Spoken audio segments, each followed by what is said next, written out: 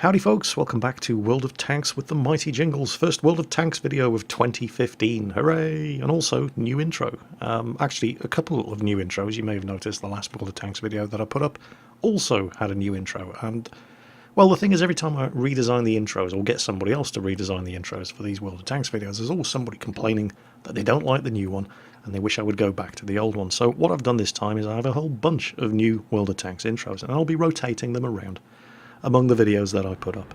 Of course, all that means is that I'm just going to upset everybody, because that's just how the internet works, but what the hell.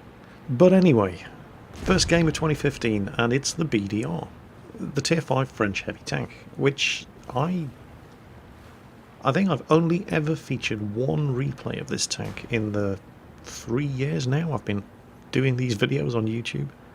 And I'm not sure why. Well, I know why. It's because I don't like the tank. But that doesn't mean there's anything wrong with it. I mean, it's a Tier 5 French heavy tank. It's got a very, very good gun. It's a Tier 5 tank that gets a 90mm gun.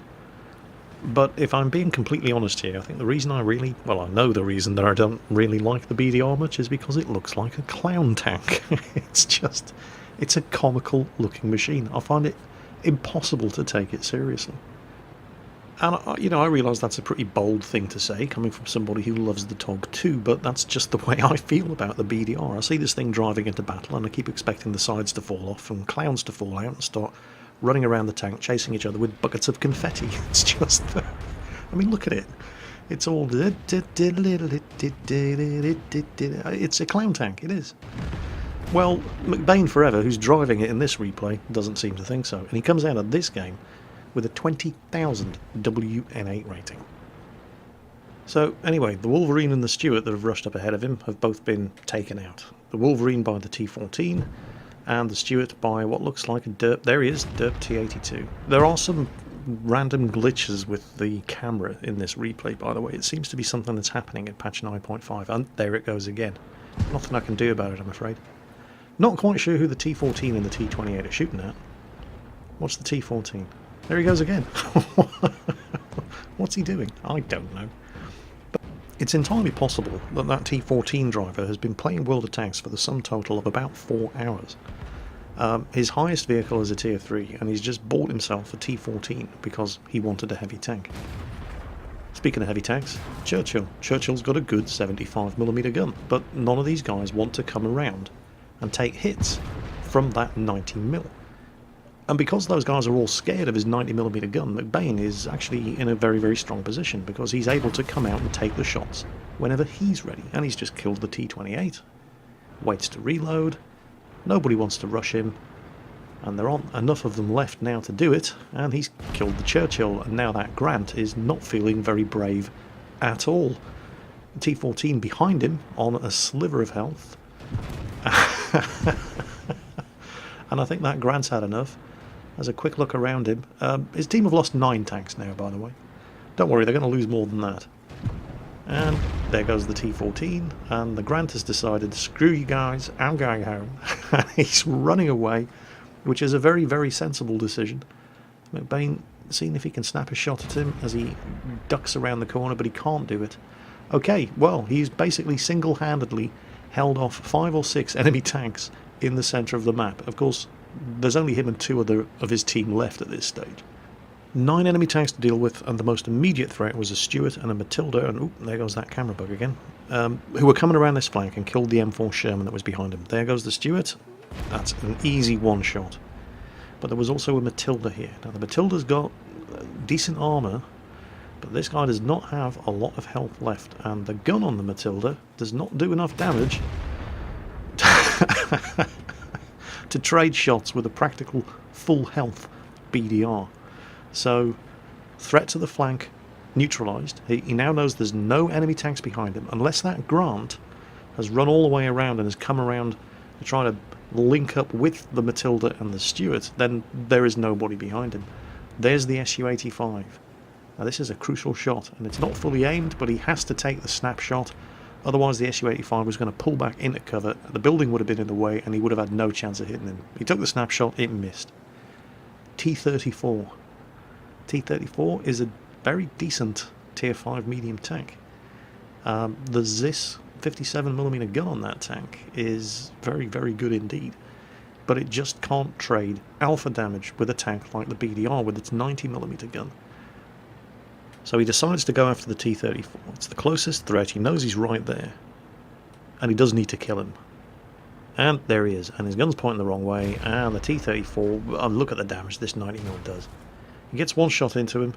He starts scrambling back into cover. Now, backing off like this is going to force McBain to come out into the line of fire of that Su-85, and the T-34 managed to blow his tracks off and immobilize him, and there goes, that is definitely the Su-85, and he has not given his position away while firing, and the second shot goes in and does a metric butt-ton of damage. McBain takes a shot at the Su-85's presumed position, but he's not going to pop out again. Stewart is spotting him. If the Stewart had any sense, he would continue to spot him for the Su-85, but of course it's a low-tier game. And he drives right out in front of that 90mm gun again. Now, while McBain Forever is just slaughtering this Covenanter, and the Covenanter has no chance against him. The Covenanter, again, like the M3 Stewart there, the Covenanter's best chance is to just light him up for the Su-85. And he's trying to disengage. No, he's not. He's coming back up for more. Oh, well, fair enough. Oh, the Grant's just popped out. McBain, of course, is spotted, and that Su-85 is up on the hill behind him, and he will be angling for a shot. Can't sit around here in the open with an unspotted Su-85 who's just bounced a shot off the back of his tank. He's got to go around and chase down this Grant. However, there's also a Cruiser 3 in this game, and he has the howitzer. And look at the damage that that Tier 3 light tank just did to a Tier 5 heavy. That tank is absolutely incredible. Well, he's killed the Grant, but that Cruiser 3 is an absolutely amazing little Tier 3 light tank. Just look at the damage he did to McBain's tank here. McBain's got a Cruiser in front of him and an Su-85 behind him. Well, he beat the Cruiser to the punch. He gets this tank forward. He does not want to hang around here with an unspotted Su-85 behind him. But now there's nobody spotting him, and it's just him against the Su-85. Now, the Su-85 is a very, very stealthy machine, but it has terrible view range. So if the Su-85 abandons his position in the hills up there and comes looking for McBain, McBain has the advantage. On the other hand, if McBain has to go looking for the Su-85, the Su-85 is guaranteed to get the first shot off. But if they both run into each other at the same time, it's all just a question of who gets the luckiest roll of the dice. And that is McBain Forever in the BDR, earning himself a Kolobanov's medal, a Top Gun, a Pools medal, and a high caliber. And sadly, because he was playing solo, no crucial contribution medal, but still, I think he was probably reasonably happy with the clutch of medals and the 20,000 WN8 rating that he managed to walk away from that match with. So that was McBain Forever in the BDR. And this is Forged Valkyrie in the ELC AMX. It's a Tier 6 match, and it's Prokhorovka. And he's in an ELC. This is the kind of map and matchmaking that ELC AMX drivers have wet dreams about. This tank is quick, and it's a tiny target. It's incredibly low profile. The thing only weighs around 7 tons. But while it's fast, it does not turn very well, so it really, really does need space to maneuver. And Prokhorovka ticks all of those boxes. Disappointingly, his initial mid-ridge scouting run only lit up an A43.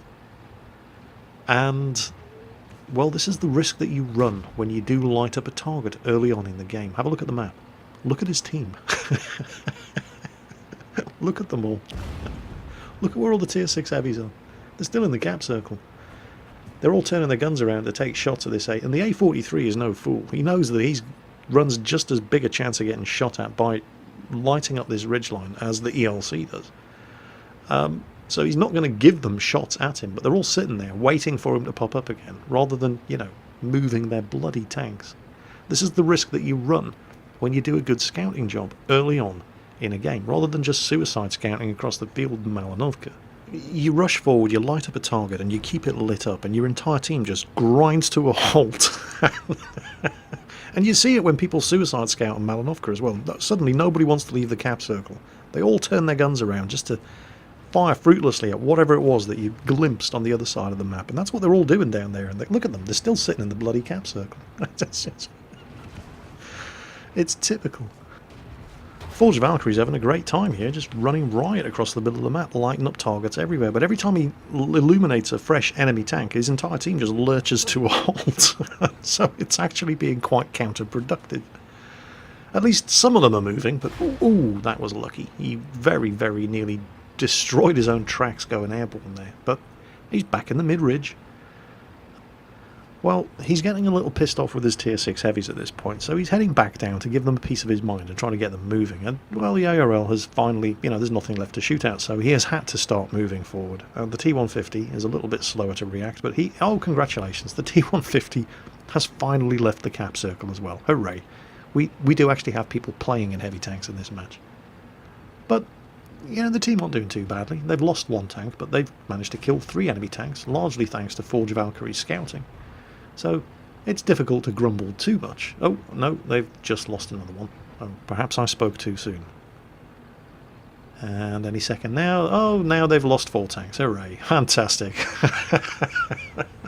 Okay, well, scouting's all well and good, but I think Forge Valkyrie is going to have to take a slightly more hands-on approach to determining the outcome of this battle. And look at him go. He's going for the artillery. And watch this. There's one of them. Is he paying any attention? Is he even looking at his map, or is he just firing at targets in top-down? He is, isn't he? He's just firing at targets in top-down view. He has no idea there's an ELC parked behind him. There's one. Now, what do you suppose the chances are that's going to happen again? Hands up everybody who thinks the other artillery driver is also ensconced in his little top-down view world, completely unaware of the fact that there's an ELC about to engage in a spot of rough handling from behind, although technically rough handling from the side. And the answer to that one, of course, would be yes, Jingles, he is. So, good start. Scores, however, don't know. Well, tell you what we're going to do. We're just going to drive in big circles around the cap circle, and we'll just see who on the enemy team, if anybody, is paying attention. Is it just the artillery drivers who have absolutely no idea that there's a map in the bottom right corner of their screen? Or is the rest of the enemy team just as bad? Is anybody going to come back? Anybody at all? Oh, there we go. Somebody is actually paying attention. And that was quite a big hit. That was a very, very big hit. It's the Hellcat. Okay, so the Hellcat's lit him up. He can't afford to sit here capping anymore. Oh, and it's not just the Hellcat. Okay, right. He's going to have to be careful here. He's potentially a one-shot kill. The Hellcat can definitely take him out with one shot. Now, there is not an awful lot of cover here, but you don't need an awful lot of cover when you're driving an ELC AMX. You can take advantage of that low ridgeline to be pretty much safe from anything other than that Hellcat. Come on, Mr. Hellcat, give me your best shot. Wow, your best shot wasn't very good. Here's my best shot. How do you like them apples? That Hellcat's probably thinking, what the hell?